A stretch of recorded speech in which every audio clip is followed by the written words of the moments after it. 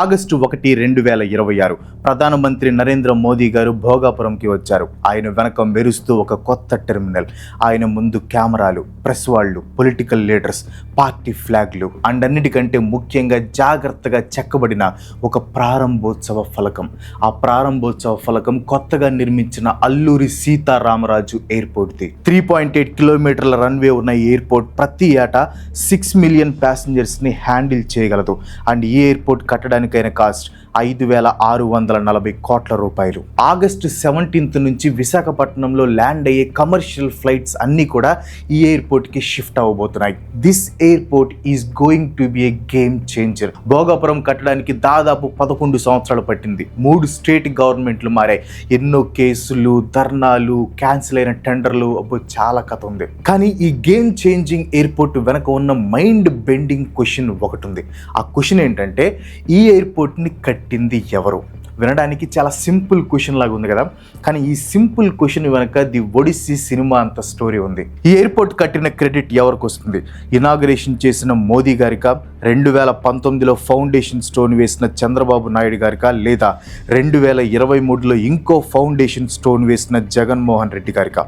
ఎవరికి? ఇంకా చాలా విషయాలు ఈ వీడియోలో డేటాతో అండ్ సోర్సెస్తో డిస్కస్ చేద్దాం. స్కిప్ చేయకుండా లాస్ట్ వరకు చూడండి. అండ్ ఈ వీడియో ఎక్కువ మందికి రీచ్ అవ్వాలి కాబట్టి ఖచ్చితంగా వీడియోకి ఒక లైక్ కొట్టండి. ఫస్ట్ బేసిక్ క్వశ్చన్, ఆల్రెడీ విశాఖపట్నంలో ఒక ఇంటర్నేషనల్ ఎయిర్పోర్ట్ ఉన్నప్పుడు జస్ట్ 40 కిలోమీటర్స్ దూరంలో అంటే భోగాపురంలో ఇంకో ఎయిర్పోర్ట్ని ఎందుకు కట్టాల్సి వచ్చింది?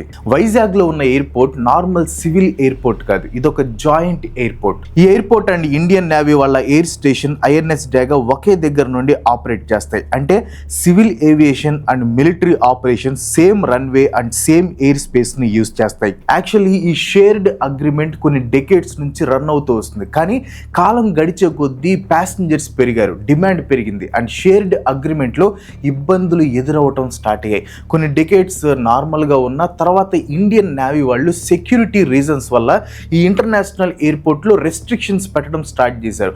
మిలిటరీ ఆపరేషన్స్ జరిగే ఏరియా కాబట్టి రెస్ట్రిక్షన్స్ పెట్టడంలో తప్పులేదు, కానీ ఇది ప్యాసింజర్స్కి బాగా ఇబ్బందిగా మారింది. అంతేకాదు మిలిటరీ ఫ్లయింగ్ అండ్ ట్రైనింగ్ కోసం ప్రొటెక్టెడ్ అవర్స్ అని చెప్పి busy morning and evening times రన్వేని క్లోజ్ చేసేవాళ్ళు. ఇన్ఫ్యాక్ట్ 2023 ఆగస్టులో ఇండియన్ నేవీ వాళ్ళు ఏదో రీసర్ఫేసింగ్ వర్క్ అని చెప్పి నైట్ టైం రన్వేని పూర్తిగా క్లోజ్ చేశారు. అది పీక్ వెడ్డింగ్ సీజన్, సో చాలా మంది ప్యాసింజర్స్ ఇబ్బంది పడ్డారు. ఇండియన్ నేవీ పెట్టే రెస్ట్రిక్షన్స్ వల్ల లిమిటెడ్ స్లాట్స్ లభించడం అండ్ దానివల్ల ఫ్లైట్స్ స్కెడ్యూల్స్కి ఇబ్బంది అవుతుందని ఏవియేషన్ ఇండస్ట్రీ వాళ్ళు ఎప్పటి నుంచో కంప్లైంట్స్ రైజ్ చేస్తూ వచ్చారు. ఇది సింపుల్ ప్రాబ్లం కాదు, చాలా కాంప్లికేటెడ్ ప్రాబ్లం. ఎందుకంటే సెక్యూరిటీ విషయంలో కాంప్రమైజ్ అవ్వమని ఇండియన్ నేవీ వాళ్ళకి చెప్పలేం. అలా అని చెప్పి రెగ్యులర్గా కమర్షియల్ ఫ్లైట్స్ స్కెడ్యూల్స్ మార్చలేం. కొన్ని టెర్మినల్ సైజ్ పెంచుదామంటే అది దీనికి యూజ్ అవ్వదు, ఎందుకంటే ప్రాబ్లం అంతా రన్వే అండ్ ఎయిర్ స్పేస్తో లింక్ అయింది. సో దీనికి సొల్యూషన్ కోసం ఆంధ్రప్రదేశ్ గవర్నమెంట్ ఎప్పటి నుంచో వెతుకుతుంది. ప్లస్ రీసెంట్ ఇయర్స్లో ఆంధ్రప్రదేశ్ అంబిషన్స్ పెరిగాయి. ముఖ్యంగా నార్త్ ఆంధ్రాలోని విశాఖపట్నంలో ఐటీ, ఫార్మా ఇండస్ట్రీస్ ఫాస్ట్గా గ్రో అవుతున్నాయి. Araku valley and long coast లైన్తో టూరిజం కూడా ఇంక్రీజ్ అవుతుంది. Sea food, pharmaceuticals and high value goods కోసం ఫాస్టర్ కార్గో లింక్స్ అవసరం కూడా పెరిగింది. సో వీటన్నిటికి ఆన్సర్ ఒక సపరేట్ ఎయిర్పోర్ట్. కానీ ఆన్సర్ దొరికితే సరిపోదు, డబ్బు కావాలి. అండ్ 2014 తర్వాత ఆంధ్రప్రదేశ్ దగ్గర అంబిషన్ అండ్ ఆన్సర్ ఉంది, కానీ డబ్బు లేదు. అలా అని చెప్పి ఆంధ్రప్రదేశ్ వెనక్కి తగ్గలేదు. యాక్చువల్లీ విశాఖపట్నంలో ఇంకో ఎయిర్పోర్ట్ కట్టాలి అనే ఆలోచన ఇప్పటిది కాదు. ఇన్ఫ్యాక్ట్ 1997లోనే అప్పుడు సీఎంగా ఉన్న చంద్రబాబు నాయుడు గారు ఒక ఎయిర్పోర్ట్ కట్టాలని ప్రపోజల్ పెట్టారు. ఈ ఎయిర్పోర్ట్ కట్టడం కోసం సబ్బవరం, అచ్యుతాపురం, కోరుప్రోలు ఇలా 3 ప్లేసెస్లో అనుకున్నారనమాట. కానీ ఈ ప్రాజెక్ట్ ముందుకెళ్ళలేదు. ఆ తర్వాత 2015లో అంటే తెలంగాణ ఇంకా ఆంధ్రప్రదేశ్ విడిపోయిన తర్వాత ఆంధ్రప్రదేశ్లో గ్రీన్ ఫీల్డ్ ఎయిర్పోర్ట్ కట్టాలని మళ్ళీ చంద్రబాబు నాయుడు గారి ప్రపోజల్ తీసుకుని వచ్చారు. మే 2015 2015లో భోగాపురం గ్రీన్ఫీల్డ్ ఎయిర్పోర్ట్ ప్రాజెక్ట్కి గ్రీన్ సిగ్నల్ ఇచ్చారు. 2015 జూన్లో ఎయిర్పోర్ట్ అథారిటీ ఆఫ్ ఇండియా భోగాపురంలో ప్రాజెక్ట్ సైట్కి టెక్నికల్ అప్రూవల్ ఇచ్చింది. ఈ టెక్నికల్ అప్రూవల్ అనేది చాలా important. Airport authority of India airport కన్స్ట్రక్షన్కి అప్రూవల్ ఇవ్వలేదు, బట్ ఆ సైట్లో గ్రీన్ఫీల్డ్ ఎయిర్పోర్ట్ కట్టడానికి టెక్నికల్గా సూటబుల్ అని ఆ సైట్ని అప్రూవ్ చేసింది. 2016లో ఈ ప్రాజెక్ట్ ఎవరికి ఇవ్వాలని ఆంధ్రప్రదేశ్ గవర్నమెంట్ బిడ్డింగ్ ప్రాసెస్ని స్టార్ట్ చేసింది. ఈ బిడ్డింగ్లో ఎయిర్పోర్ట్ అథారిటీ ఆఫ్ ఇండియా లీడ్లో ఒక గ్రూప్లో కంపెనీస్కి ఈ ప్రాజెక్ట్ దక్కింది. అయితే 2018లో ఏపీ గవర్నమెంట్ ఈ బిడ్ని క్యాన్సిల్ చేసింది. ఈ బిడ్ క్యాన్సిల్ చేయడానికి స్ట్రైట్ ఫార్వర్డ్ రీజన్ చెప్పలేదు. ప్రాజెక్ట్ ఎక్స్పాండ్ అయింది, అందుకే బిడ్ క్యాన్సిల్ చేసాం అన్నారు. ఫైనల్గా 2016లో ఈ ప్రాజెక్ట్ని పీపీపీ మోడల్లో కట్టాలి అని డిసైడ్ అయ్యారు. పీపీపీ అంటే పబ్లిక్ ప్రైవేట్ పార్ట్నర్షిప్, అంటే గవర్నమెంట్ ఇంకా ఒక ప్రైవేట్ కంపెనీ కలిసి ప్రాజెక్ట్ని కడతాయన్నమాట.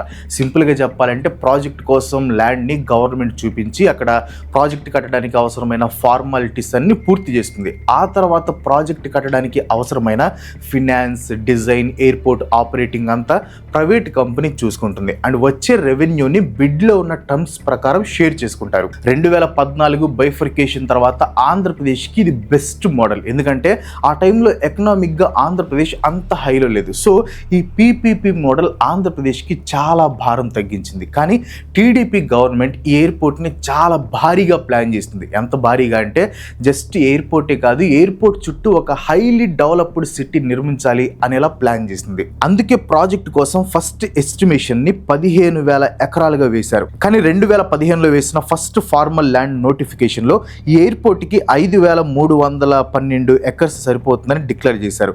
ఫైనల్గా ఎయిర్పోర్ట్ని 2,203 ఎకర్స్లో కంప్లీట్ చేశారు. 15,000 ఎకర్స్ ఎస్టిమేషన్ నుంచి 2,203 ఎకర్స్లో ఎయిర్పోర్ట్ బిల్డ్ అయింది. That's a huge difference. ఇది జస్ట్ పేపర్ మీద కనిపించే డిఫరెన్స్ కాదు. ఎయిర్పోర్ట్ కోసం ఎస్టిమేషన్ వేసిన ఈ ల్యాండ్లో ఎంతోమంది పొలాలు ఉన్నాయి, ఎంతోమంది ఇళ్ళు ఉన్నాయి, ఎంతోమంది జ్ఞాపకాలు ఉన్నాయి. అందుకే ఈ ప్రాజెక్ట్కి పొలిటికల్ యాంగిల్ కూడా యాడ్ అయింది. చంద్రబాబు నాయుడు గారు భోగాపురంని తన పొలిటికల్ విజన్లో మేజర్ పార్ట్గా చూశారు. ఎందుకంటే ఒకసారి ఎయిర్పోర్ట్ లాంటి మేజర్ ఇన్ఫ్రాస్ట్రక్చర్ యాంకర్ని కడితే ఆ యాంకర్ హెల్ప్తో రోడ్స్ని బిల్డ్ చేసి సిటీస్ని కనెక్ట్ చేయొచ్చు.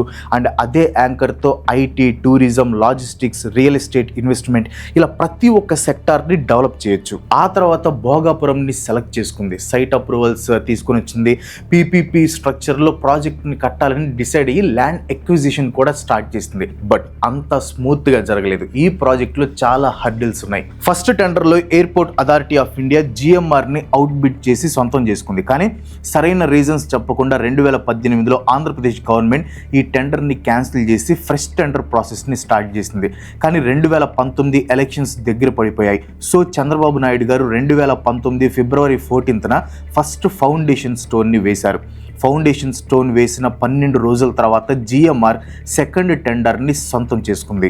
సెరమనీ గ్రాండ్గా జరిగింది, అప్రూవల్స్ అన్ని రెడీ అయిపోయాయి, సెకండ్ టెండర్ ఓకే అయింది. కానీ ఫిజికల్గా ప్రాజెక్ట్ స్టార్ట్ అవ్వలేదు.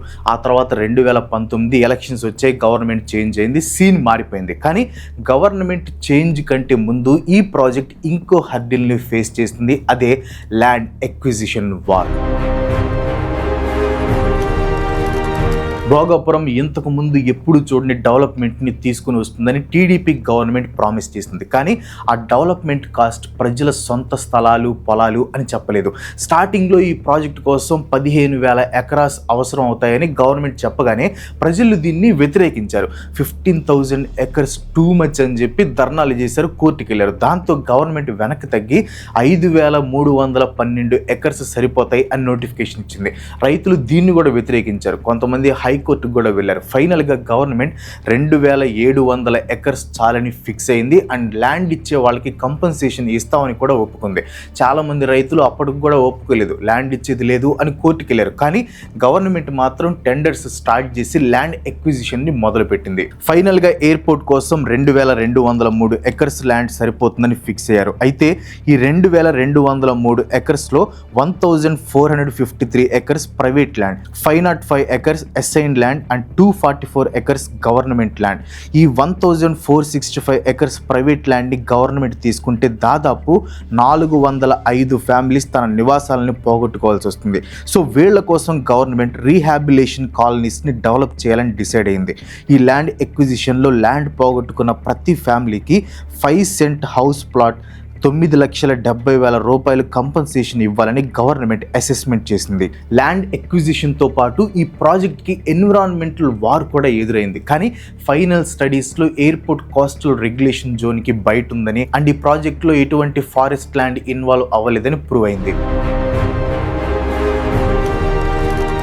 2019లో వైసీపీ గవర్నమెంట్ వచ్చిన తర్వాత ఈ ప్రాజెక్ట్ ఇంకా అటకెక్కుతుంది అని అందరూ అనుకున్నారు. ఎందుకంటే వైసీపీ అధినేత జగన్మోహన్ రెడ్డి గారు ఈ ప్రాజెక్ట్ని పబ్లిక్గా వ్యతిరేకించారు. కానీ ఇక్కడ ఒక మేజర్ పాయింట్ ఉంది. ఆయన వ్యతిరేకించింది రైతుల భూములను తీసుకొని ఎందుకు ఎయిర్పోర్ట్ కడుతున్నారు అనే పాయింట్ని అడ్డం పెట్టుకొని.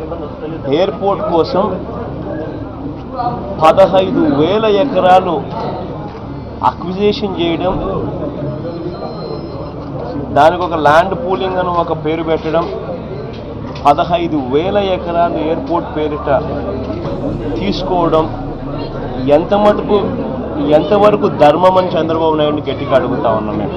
కానీ జగన్ గారు ఈ ప్రాజెక్ట్కి వ్యతిరేకం కాదు. ఎందుకంటే ఇది ఆంధ్రప్రదేశ్కి మంచి చేసే ప్రాజెక్ట్. సో జగన్ గారి గవర్నమెంట్ ల్యాండ్ ప్యాకేజ్ని రీషేప్ చేసింది.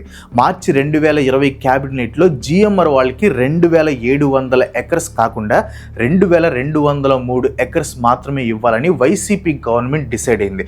ఆ తర్వాత రీహాబిలేషన్ ఆర్డర్స్ని ఇష్యూ చేశారు.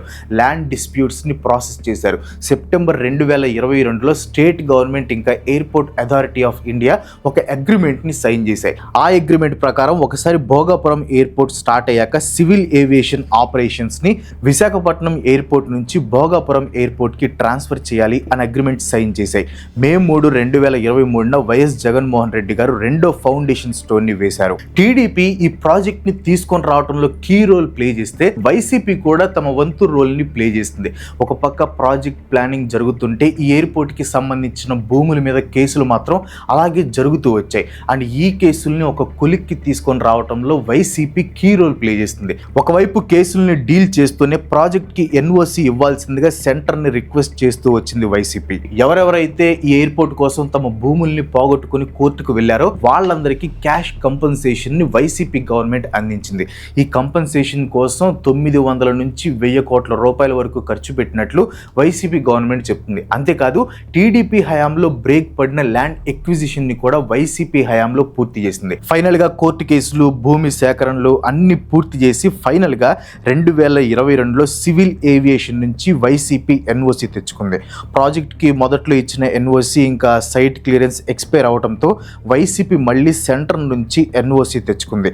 డిసెంబర్ 2023 ఇక్కడి నుంచి ఈ ప్రాజెక్ట్ ఒక ఇంజనీరింగ్ రేస్ లా మారిపోయింది. GMR developer, financer and future ఆపరేటర్గా ప్రాజెక్ట్ని లీడ్ చేసింది. Main construction contractor L and T company. Passenger terminal, air traffic control tower, 3,800 మీటర్ల పొడవైన runway, apron and taxiways, runway lighting, fuel systems, roads, landscaping and utility infrastructure, ఇలా ప్రతి ఒక్కటే స్క్రాచ్ నుంచి build చేయడం స్టార్ట్ చేశారు. కానీ బే ఆఫ్ బెంగాల్ పక్కన ఎయిర్పోర్ట్ బిల్డ్ చేయడం అంటే ఎడిషనల్ ఛాలెంజెస్ని ఫేస్ చేయాలి. కోస్టల్ ఏరియాలో వచ్చే తుఫాన్లను తట్టుకునే విధంగా స్ట్రక్చర్ డిజైన్ ఉండాలి. ఇంటెన్స్ మాన్సూన్ రెయిన్ఫాల్ని తట్టుకునే ప్రాపర్ డ్రైనేజ్ సిస్టమ్ ఉండాలి. సీ నుంచి వచ్చే సాల్ట్ లేడెన్ ఎయిర్ వల్ల మెటీరియల్ ఎఫెక్ట్ అవ్వకుండా చూసుకోవాలి. 3,800 మీటర్ల రన్వేని కన్స్ట్రక్ట్ చేయడం కూడా అంత సింపుల్గా అయ్యే పని కాదు. Runway level, surface strength, friction and drainage అన్ని ప్రిసైజ్ స్టాండర్డ్స్కి మ్యాచ్ అవ్వాలి. దాంతోపాటు navigation systems, baggage belt, security, immigration, airline systems ఇవన్నీ సపరేట్గా కాకుండా ఒకే సింగిల్ ఇంటిగ్రేటెడ్ ఎయిర్పోర్ట్ సిస్టమ్ లాగా వర్క్ చేయాలి. ఇంకా టైం లైన్ని చూస్తే మార్చి 2024కి 19% వర్క్స్ కంప్లీట్ అయ్యాయి. జూన్ 2024కి ప్రాజెక్ట్ ప్రోగ్రెస్ రఫ్గా 31% కంప్లీట్ అయింది. ఈ టైమింగ్ పొలిటికల్గా కూడా ఇంపార్టెంట్. ఎందుకంటే జూన్ 2024లో వైసీపీ గవర్నమెంట్ ఓడిపోయింది. అంటే ఎయిర్పోర్ట్ కన్స్ట్రక్షన్ స్టార్ట్ అయిన తర్వాత దాదాపు 1/3 కన్స్ట్రక్షన్ ఆ గవర్నమెంట్ లాస్ట్ మంత్స్లోనే జరిగింది. తర్వాత టీడీపీ కూటమి ప్రభుత్వం పవర్లోకి వచ్చాక కూడా ప్రాజెక్ట్ వర్క్ అదే స్పీడ్తో కంటిన్యూ అయింది.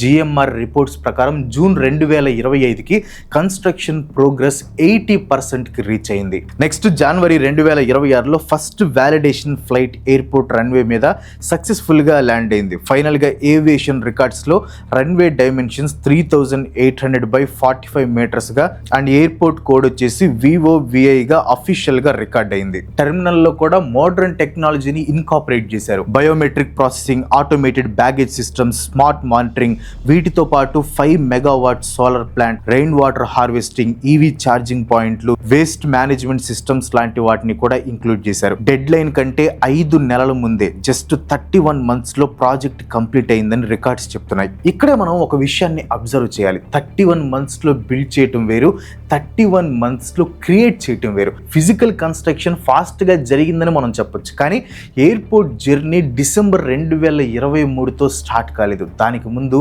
ల్యాండ్ ఎక్విజిషన్, అప్రూవల్స్, కాంట్రాక్ట్లు, ఫినాన్స్ అండ్ ప్లానింగ్ కోసం ఇయర్స్ ఆఫ్ గ్రౌండ్ వర్క్ జరిగింది. జూన్ 2024లో చంద్రబాబు నాయుడు గారు మళ్ళీ సీఎం అయ్యారు. అప్పటికే ఎయిర్పోర్ట్ కన్స్ట్రక్షన్ స్పీడ్గా జరుగుతుంది. సో 2015లో ఉన్న సిచ్యువేషన్కి 2024లో ఉన్న సిచ్యువేషన్కి చాలా డిఫరెన్స్ ఉంది. ఇప్పుడు డెడ్ లైన్స్ని మానిటర్ చేస్తూనే సపోర్టింగ్ ఇన్ఫ్రాస్ట్రక్చర్ని ఫాస్ట్గా కంప్లీట్ చేయాలి. క్లియరెన్సెస్ని కోఆర్డినేట్ చేసుకుంటూ ప్రాజెక్ట్ని ఓపెనింగ్కి రెడీ చేయాలి. జూలై 2024లో సీఎం చంద్రబాబు నాయుడు గారు union civil aviation minister K Rammohan Naidu గారితో కలిసి స్వయంగా ఎయిర్పోర్ట్ సైట్ని రివ్యూ చేశారు. దాని తర్వాత స్టేట్ గవర్నమెంట్ ఎయిర్పోర్ట్కి అవసరమైన సపోర్టింగ్ ఇన్ఫ్రాస్ట్రక్చర్ మీద ఫోకస్ పెట్టింది. అప్రోచ్ రోడ్లు, water supply, power canals and connectivity వర్క్స్కి ప్రిఫరెన్స్ ఇచ్చింది. ఎందుకంటే ఎయిర్పోర్ట్లో టెర్మినల్ అండ్ రన్వేని రెడీ చేయటం ఒక్కటే సరిపోదు. ఎయిర్పోర్ట్ యాక్చువల్గా ఆపరేట్ అవ్వాలంటే ఎయిర్పోర్ట్కి బయట ఉండే రోడ్లు, water, electricity and other connections కూడా రెడీగా ఉండాలి. దీనికోసం స్టేట్ గవర్నమెంట్ దాదాపు 1500 కోట్లు ఖర్చు చేసినట్లు రిపోర్ట్స్ చెప్తున్నాయి. తర్వాత సెప్టెంబర్ 2024లో ఆంధ్రప్రదేశ్ క్యాబినెట్ ఈ ఎయిర్పోర్ట్ కి revolutionary freedom fighter Alluri Sitaramaraju గారి పేరు పెట్టడానికి అప్రూవల్ ఇచ్చింది. 2026కి ఈ ప్రాజెక్ట్ ఫైనల్ ఆపరేషనల్ స్టేజ్ కి వచ్చింది. లైసెన్స్లు, security arrangements, validation and flight operations planning అన్ని ఒక్కొక్కటిగా కంప్లీట్ అవుతూ వచ్చాయి. ఫైనల్ గా ఆగస్టు 1, 2026కి ఎయిర్పోర్ట్ ఇనాగరేషన్ డేట్ సెట్ చేశారు.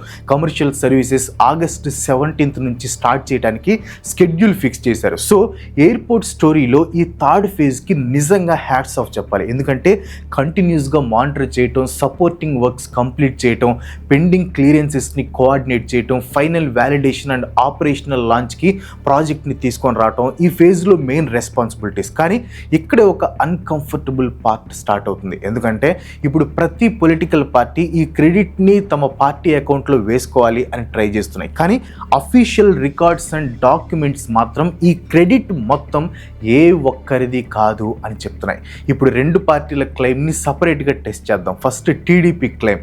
చంద్రబాబు నాయుడు గారి సైడ్ మెయిన్ ఆర్గ్యుమెంట్ ఏంటంటే స్టేట్ బైఫర్కేషన్ తర్వాత ఎయిర్పోర్ట్ ప్రాజెక్ట్ని మేమే తీసుకొచ్చాం, భోగాపురం లొకేషన్ని మేమే చూస్ చేసాం, కీ క్లియరెన్సెస్ని సెక్యూర్ చేసి ల్యాండ్ ఎక్విజిషన్ స్టార్ట్ చేసాం, అదేవిధంగా పీపీపీ మోడల్ తెచ్చి టెండర్స్ పిలిచి ఫౌండేషన్ స్టోన్ కూడా మేమే వేసాం అని క్లెయిమ్ చేస్తున్నారు. Second YSRCP claim. YS Jagan గారి సైడ్ నుంచి మెయిన్ ఆర్గ్యుమెంట్ ఏంటంటే ల్యాండ్ ఎక్విజిషన్ అండ్ రీహాబిలిటేషన్ ని మేమే కంప్లీట్ చేసాం, కన్సెషన్ అగ్రిమెంట్ మీద సైన్ చేసాం, ఫైనల్ అగ్రిమెంట్స్ ని సెక్యూర్ చేసి ఫైనాన్షియల్ క్లోజర్ ని అచీవ్ చేసాం అండ్ కన్స్ట్రక్షన్ ని కూడా మేమే స్టార్ట్ చేసాం అని క్లెయిమ్ చేశారు. అండ్ డేటా చూస్తే వీళ్ళిద్దరు చేసే క్లెయిమ్స్ లో నిజాలు ఉన్నాయి. ఇక్కడ ఎయిర్పోర్ట్ కాస్ట్ గురించి మాట్లాడితే మీకు 3 డిఫరెంట్ ఫిగర్స్ కనిపిస్తాయి. ఫస్ట్ వచ్చేసి మే 2023లో యూనియన్ గవర్నమెంట్ ప్రాజెక్ట్ నోట్ ప్రకారం ఎస్టిమేటెడ్ ప్రాజెక్ట్ కాస్ట్ 4592 crores. తర్వాత జిఎంఆర్ ఫినాన్సింగ్ డిస్క్లోజర్స్ ప్రకారం ప్రాజెక్ట్ కాస్ట్ రఫ్గా 4727 crores అని మెన్షన్ చేశారు. ఇంకా ఫైనల్గా ఆగస్టు 2026 ఇనాగ్రేషన్ టైంలో ప్రైమ్ మినిస్టర్ ఆఫీస్ రిలీజ్ చేసిన దాన్ని బట్టి ప్రాజెక్ట్ కాస్ట్ 5640 కోట్ల కంటే ఎక్కువ అని చెప్పారు. ఈ 3 నెంబర్స్లో అసలు కరెక్ట్ కాస్ట్ ఏది అని డౌట్ రావచ్చు. ఇక్కడ ఇంపార్టెంట్ పాయింట్ ఏంటంటే ఈ ఫిగర్స్ డిఫరెంట్ డేట్స్లో వచ్చాయి కాబట్టి కాబట్టి అవన్నీ కలిపి ప్రాజెక్ట్ కాస్ట్ అని చెప్పడం కరెక్ట్ కాదు. వీటితో పాటు land acquisition, water, electricity, funded works, roads and canals లాంటి సపోర్టింగ్ ఇన్ఫ్రాస్ట్రక్చర్ కోసం స్టేట్ గవర్నమెంట్ కూడా 1583 crores ఖర్చు పెట్టింది. సరే, కాస్ట్ నెంబర్స్ పక్కన పెట్టి ఇప్పుడు ఫిజికల్ మెజర్మెంట్స్ నెంబర్స్ చూద్దాం. Airport core land area 2203.26 acres. Main runway 3800 meters long and 45 meters wide ఉంది. వైడ్ బాడీ ఉన్న ఎయిర్ క్రాఫ్ట్స్ ని కూడా ఈ రన్వే మీద ఈజీగా హ్యాండిల్ చేయొచ్చు. ఇనిషియల్ ప్యాసింజర్ కెపాసిటీ వచ్చేసి 6 million passengers per year. 2023 phase plan ప్రకారం ఎయిర్పోర్ట్ ప్యాసింజర్స్ కెపాసిటీని స్టేజ్ వైజ్ గా 6 million నుంచి 12 million కి, ఆ తర్వాత 18 million వరకు, ఫైనల్ గా 4 crore passengers per year వరకు ఎక్స్పాండ్ చేయాలి అని ప్లాన్ చేశారు. కాకపోతే ఇది ఫ్యూచర్ టార్గెట్ మాత్రమే, ప్రెసెంట్ ట్రాఫిక్ కాదు. కార్గో ఇన్ఫ్రాస్ట్రక్చర్ లో కూడా ఒక ఇంపార్టెంట్ డిఫరెన్స్ ఉంది. 2023 ప్రాజెక్ట్ స్టార్టింగ్ లో 5000 square meter కార్గో టెర్మినల్ ని లిస్ట్ చేశారు. సో ఫిజికల్ స్కేల్లో చూస్తే నెంబర్స్ ఇంప్రెసివ్ గా ఉన్నాయి, కానీ ఎయిర్పోర్ట్ సక్సెస్ ని ఈ నెంబర్స్ తో మాత్రమే మెజర్ చేయలేం. ఒక ఎయిర్పోర్ట్ ఎకానమీకి ఎంత వాల్యూ క్రియేట్ చేస్తుంది అనేది ఎయిర్పోర్ట్ బౌండరీ వాల్ బయట ఏం జరుగుతుంది అనే దాని మీద డిపెండ్ అయి ఉంటుంది. టూరిజం పర్స్పెక్టివ్లో చూస్తే ఎక్కువ ఫ్లైట్ సర్వీస్లు అండ్ బెటర్ ఇంటర్నేషనల్ కనెక్టివిటీ వస్తే Araku, Borra caves, coastal areas and Buddhist heritage సైట్స్కి టూరిస్టుల రీచ్ పెరిగే ఛాన్స్ ఉంది. డైరెక్ట్గా ఎయిర్పోర్ట్ దగ్గర ల్యాండ్ అయ్యి నార్త్ ఆంధ్రాలో ఉన్న డిఫరెంట్ టూరిస్ట్ డెస్టినేషన్కి ట్రావెల్ కనెక్టివిటీ ఇంప్రూవ్ అవుతుంది. ఐటీ అండ్ బిజినెస్ కంపెనీలకి ఫ్లైట్ టైమింగ్స్ చాలా ఇంపార్టెంట్. బెటర్ కనెక్టివిటీ ఉంటే ఇన్వెస్టర్స్ అండ్ బిజినెస్ ట్రావెలర్స్కి సిటీ యాక్సెసిబుల్గా మారుతుంది. ఫార్మా అండ్ సీ ఫుడ్ ఇండస్ట్రీస్కి ఎయిర్పోర్ట్ కార్గో ఇన్ఫ్రాస్ట్రక్చర్ ఇంకా important. Cargo terminal and cold chain facilities develop అయితే factory or sea food processing units నుంచి ఓవర్సీస్ కస్టమర్స్కి వెళ్ళే ప్రోడక్ట్స్కి ట్రావెల్ టైం సగానికి తగ్గిపోతుంది. ఎస్పెషల్లీ పెరిషబుల్ సీ ఫుడ్స్ని ఫాస్ట్గా ఎక్స్పోర్ట్ చేయడం ఇంపార్టెంట్ కాబట్టి ఎయిర్ కనెక్టివిటీ అనేది బిగ్గెస్ట్ అడ్వాంటేజ్గా మారుతుంది. మ్యానుఫ్యాక్చరింగ్ సెక్టార్ని చూస్తే ఈ ఎయిర్పోర్ట్తో Visakhapatnam port, industrial corridors, national హైవేలన్నీ కనెక్ట్ అయితే అదొక పవర్ఫుల్ లాజిస్టిక్ నెట్వర్క్గా మారుతుంది. ఇంకా జాబ్స్ విషయానికి వస్తే ఎయిర్పోర్ట్ కన్స్ట్రక్షన్ అండ్ ఆపరేషన్ వల్ల జాబ్స్ క్రియేట్ అయితే దాని చుట్టూ వచ్చే hotels, restaurants, taxis, logistics, warehousing, maintenance లాంటి సర్వీసెస్ కూడా ఎక్స్పాండ్ అయ్యే ఛాన్స్ ఉంది. రియల్ ఎస్టేట్ మార్కెట్ కూడా డెవలప్ అవుతుంది. ఎయిర్పోర్ట్ సరౌండింగ్లో ఉండే land prices and property demand increase అవుతుంది. అందుకే ఒక సక్సెస్ఫుల్ ఎయిర్పోర్ట్ సిటీ అంటే ఎయిర్పోర్ట్ బిల్డింగ్ ఒకటే కాదు, ప్రాపర్ రోడ్స్ ఉండాలి, ఎయిర్లైన్స్కి కొత్త రూట్స్ని యాడ్ చేయాలి. క్లైమాక్స్కి వచ్చేసరికి కరెంట్ పోయింది. ప్రాపర్ రోడ్స్ ఉండాలి, ఎయిర్లైన్స్కి కొత్త రూట్స్ని యాడ్ చేయాలి, కార్గో డిమాండ్ పెరగాలి, ఇన్వెస్టర్స్ బిజినెస్లని ఎస్టాబ్లిష్ చేయాలి, లోకల్ పీపుల్కి కూడా జాబ్స్ కోసం యూస్ఫుల్ అయ్యే స్కిల్స్ అండ్ ట్రైనింగ్ అవైలబుల్లో ఉండాలి. Bhogapuram airport impact Visakhapatnam metropolitan reason మీద కూడా ఉంటుంది. సిటీ గ్రోత్ యాక్సిస్ గ్రాడ్యువల్గా నార్త్ సైడ్ అంటే విజయనగరం డైరెక్షన్ వైపు ఎక్స్టెండ్ అయ్యే పాసిబిలిటీ ఉంది. ఫైనల్గా చెప్పాలంటే భోగాపురం ఇంటర్నేషనల్ ఎయిర్పోర్ట్ అనేది ఒక సింగిల్ పర్సన్ వల్ల లేదా ఒక సింగిల్ పార్టీ వల్ల వచ్చిన రిజల్ట్ కాదు. ఐడియా నుంచి land approvals, finance, construction, engineering, clearances and final operations వరకు చాలా స్టేజెస్ని క్రాస్ చేసి ఈ ఎయిర్పోర్ట్ రియాలిటీలోకి వచ్చింది. ఇక్కడ ఇంపార్టెంట్ క్వశ్చన్ క్రెడిట్ ఎవరికి ఇవ్వాలి అని కాదు, ఈ ఎయిర్పోర్ట్ నార్త్ ఆంధ్రాకి ఎంత వాల్యూ క్రియేట్ చేస్తుంది అనేది ఇక్కడ మెయిన్ క్వశ్చన్. మొత్తం చూశారు కదా. సో ఈ భోగాపురం ఇంటర్నేషనల్ ఎయిర్పోర్ట్ క్రెడిట్ని మీరు ఎవరికి ఇస్తారు మీరే డిసైడ్ చేసి కింద మీ ఒపీనియన్ని కామెంట్స్లో చెప్పండి. అండ్ వీడియో ఇంపార్టెంట్ కాబట్టి ఒక లైక్ కొట్టి మీ ఫ్రెండ్స్ అండ్ ఫ్యామిలీకి తప్పకుండా షేర్ చేయండి. ఇంకో మంచి విషయంతో మళ్ళీ కలుసుకుందాం. అంతవరకు సెలవు, బై బాయ్.